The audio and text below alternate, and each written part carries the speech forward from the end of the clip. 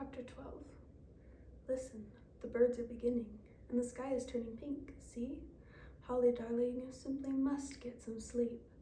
Viviana stroked her daughter's forehead. Holly leaned her head against her mother's shoulder, but did not answer. Dark blue shadows encircled her eyes, and she stared blindly at the intricate pattern of the carpet. I don't belong here, she said again. Nicholas, who had been explaining for hours, replied patiently, Of course you do. You are our child. You belong with us. But I've done nothing except bring a curse to the land of the immortals. No wonder they're frightened of me. Nicholas replied, You didn't lay the curse. Heracon did. They're not frightened of you. They're frightened of him. I've done nothing to help the humans. Nothing for the world. Nothing, her voice continued. I'm not an immortal. I'm some sort of trick. I'm a freak of nature or a natural disaster. I've done nothing but cause trouble from the moment I was born. Oh, Holly, that isn't so. You filled our hearts with more love than we ever believed possible, Viviana said. There was a boy, Nicholas began, and Holly recognized the first words of a story she had been hearing all her life. A boy named Christopher, who lived in the Empire City and sent me a letter. In that letter, he asked me a question that I had never been asked before. He asked me if there was anything I wished for, anything I wanted and did not have. And you remember what happened next, Holly? Yes, Papa, said Holly, the darkness in her lip. You wished for me. We knew as we read his words that the only thing we wished for was you, Nicholas continued, watching as the old tale smoothed the lines of worry from his daughter's face. It was as though his letter was filled with sunshine and gold. All of a sudden we knew the dearest wish of our hearts, and we knew that you would come into being. We have felt that joy, Holly, every day of your life. In spite of the curse? In spite of what I've done? Asked Holly unbelievingly. I do not think I would change anything unless I could know that you would be exactly as you are in this very moment, Viviana said. Holly rested in the circle of her mother's arms. Sunshine and gold, she murmured, her head drooping. There was a long silence, and then Nicholas nodded. She was asleep. Outside, the indeterminate pink of the dawn was crisping into brilliant blue. It is odd, Holly thought as she climbed the winding stairs in the fullness of the afternoon, that in a land where most of the population does its best to avoid me, I should be running away to the attic to hide from the few friends I have. The attic was not really an attic. It was actually a tiny room at the very pinnacle of the castle's tallest turret, accessible only by a narrow spiral staircase that made everyone in the household queasy. Nicholas claimed he was too fat to squeeze himself around the last bend in the stairs, and Tundra announced that it was against wolf nature to be so far away from the ground. Even the housekeeping goblins, normally so diligent, refused to ascend the heights to clean the turret or replace the banner that waved from its steeple. Holly, as the only enthusiastic turret visitor, was therefore responsible for these tasks. Viviana refused to watch, and Holly leaned out the slip window to pull the banner in. Today, she was escaping, not cleaning. She rested on the stone window ledge, her face open to the gentle summer air, while her back was cooled by light swirls of snow. The palace sat upon a small hill above the Valley of Forever, and, from her dizzying perch, Holly could view a great swath of her country laid out like an expanse of fabric. She saw the village, the Viridian River twisting through farms and gardens, and beyond them the vast plain that had no name. Today it pulsed with a purple light, and Holly could just see a scrap of a wizard, his hands on his hips, who was watching the results of his spell with pride. Perhaps, she thought, he is one of the ones who can't go home.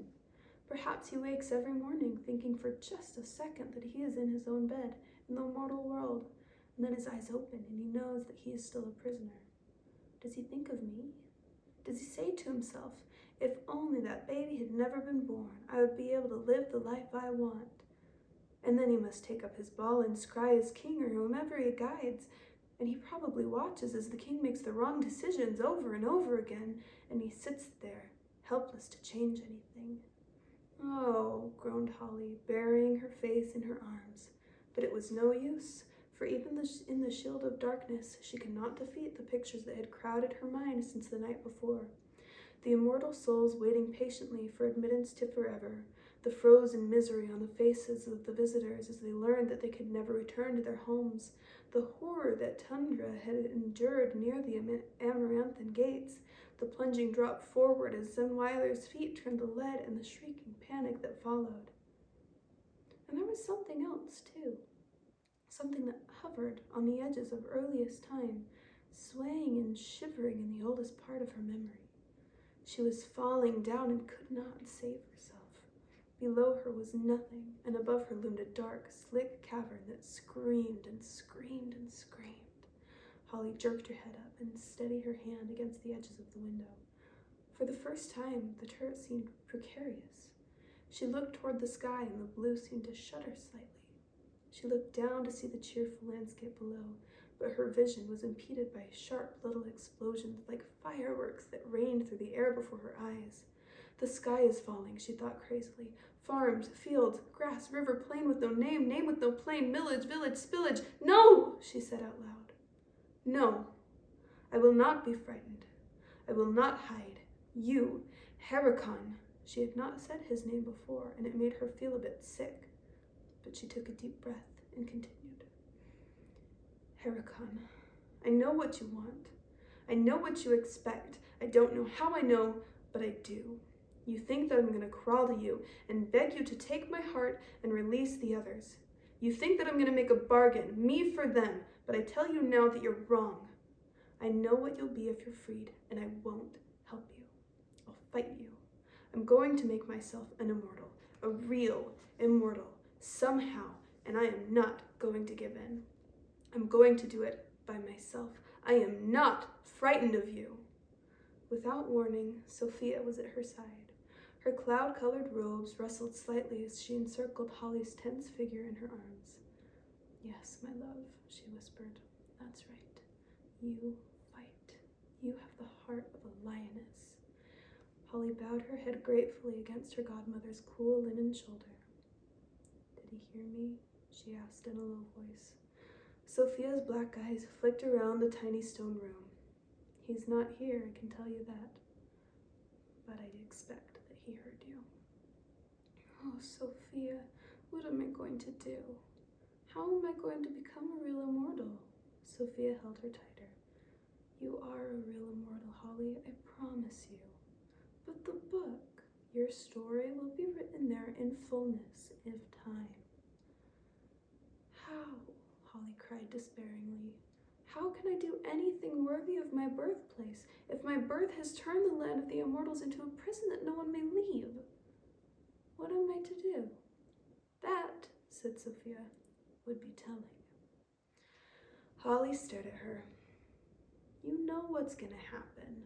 Sophia shook her head. No, I don't, for which I thank the elders of the universe every day of my life. I can see a number of possible futures, and any one of them could happen. There is not one certain future, that much I know. Each of our lives creates what is to come. The universe is not a clock that has been set to run in one direction. It's a maze, a giant puzzle that changes and grows each time a player takes one path over another. Every time you make a choice, you make the future. I don't know how your story will end. I have to wait and see like everybody else, she smiled, including Herakan. But you do know what I'm supposed to do next, insisted Holly. No, really, I don't. What I meant was this. Nobody can tell you what to do.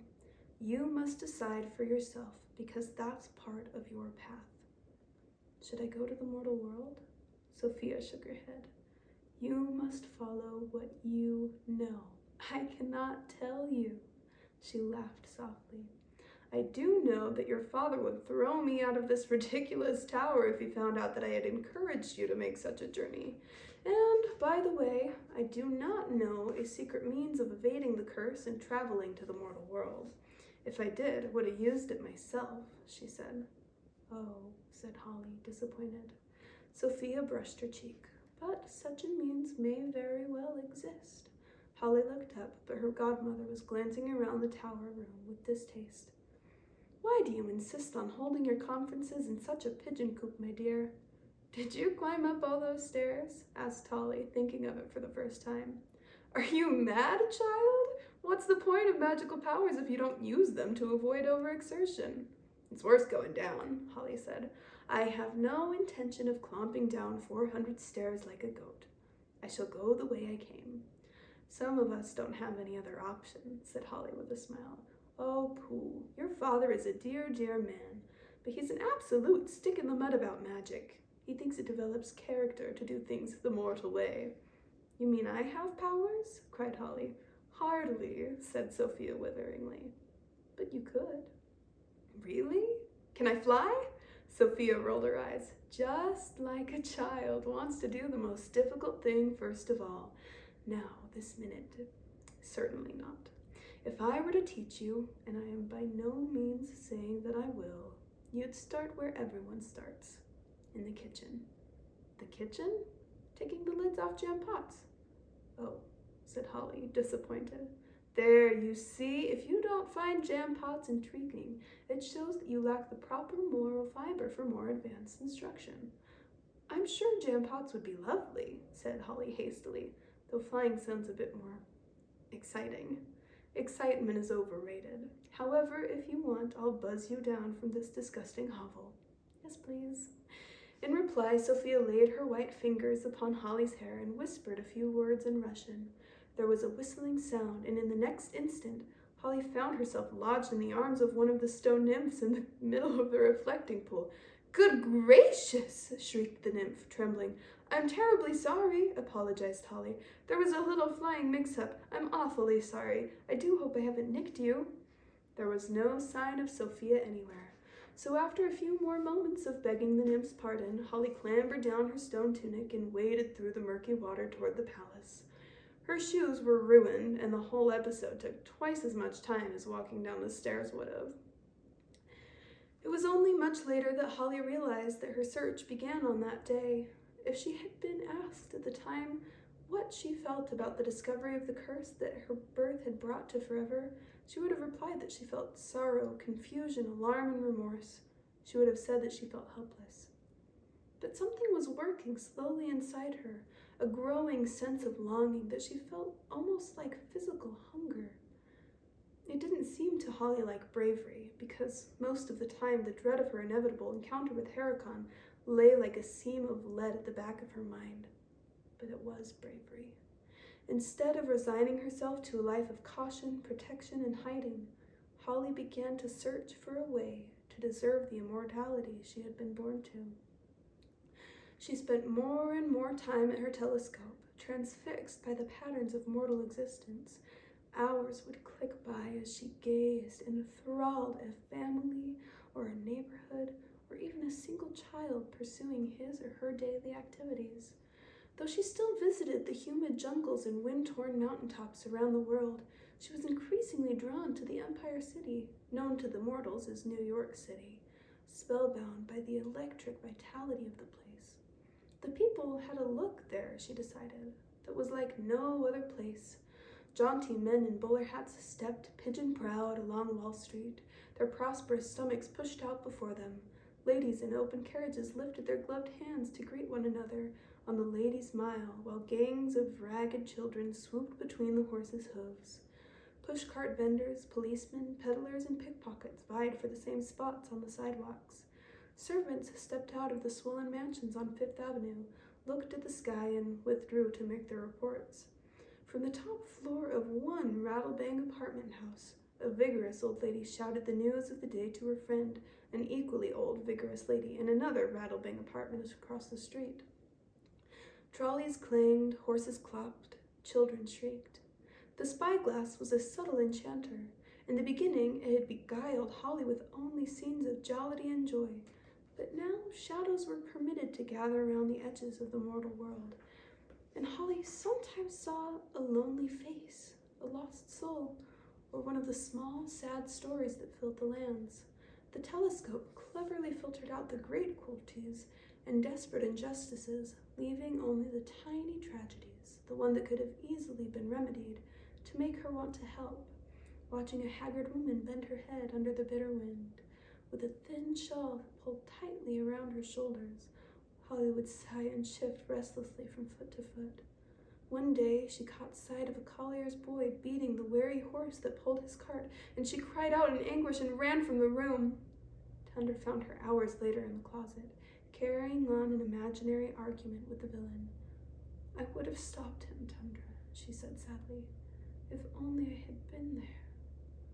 Holly and Sophia neglected to mention to Nicholas that magic had become part of Holly's curriculum, and after a few weeks, Holly could remove the lids from jam pots with only the slightest lift of her eyebrow. It was not a particularly interesting thing to do. One cold afternoon, Tundra padded through the castle in search of Holly. She wasn't in her sitting room.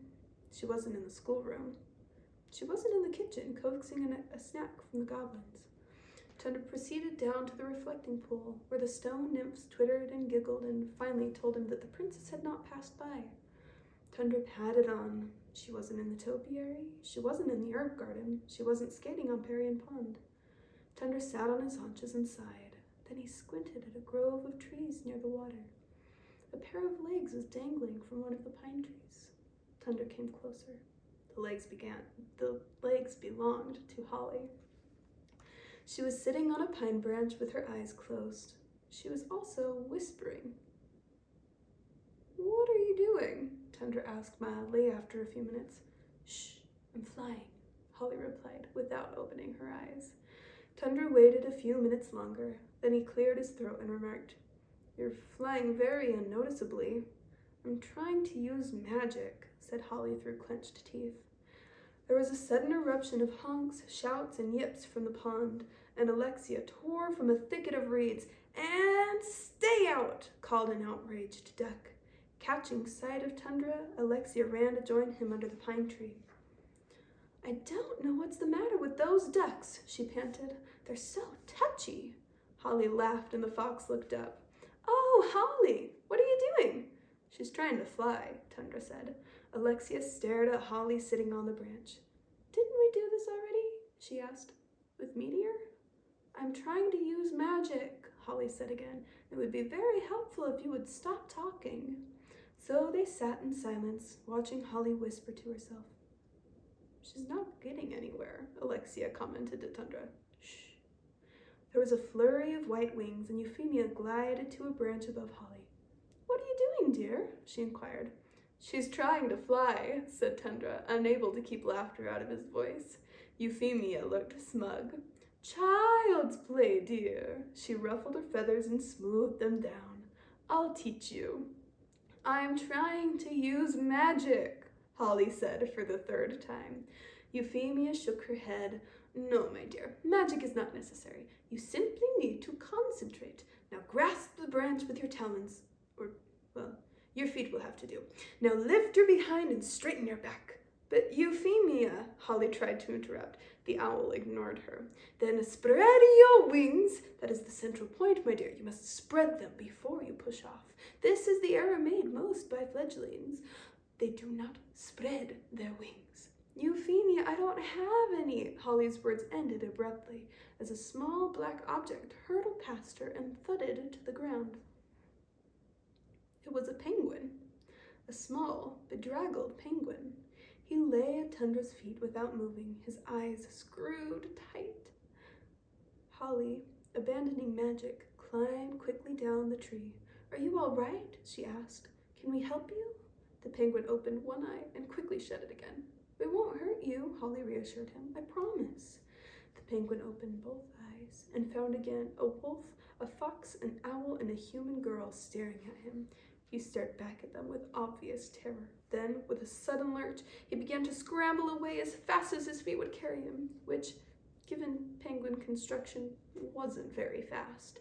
Alexei was soon in front of him, barking explanations and exhortations which only terrified him more.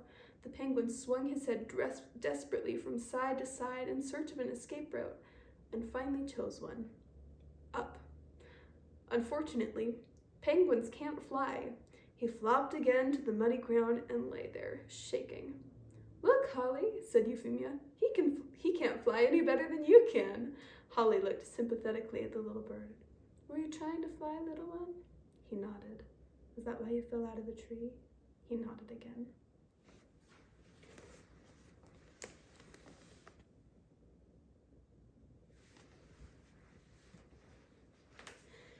get up there anyway? Alexia yelled. Alexia believed that shyness was the same as being deaf.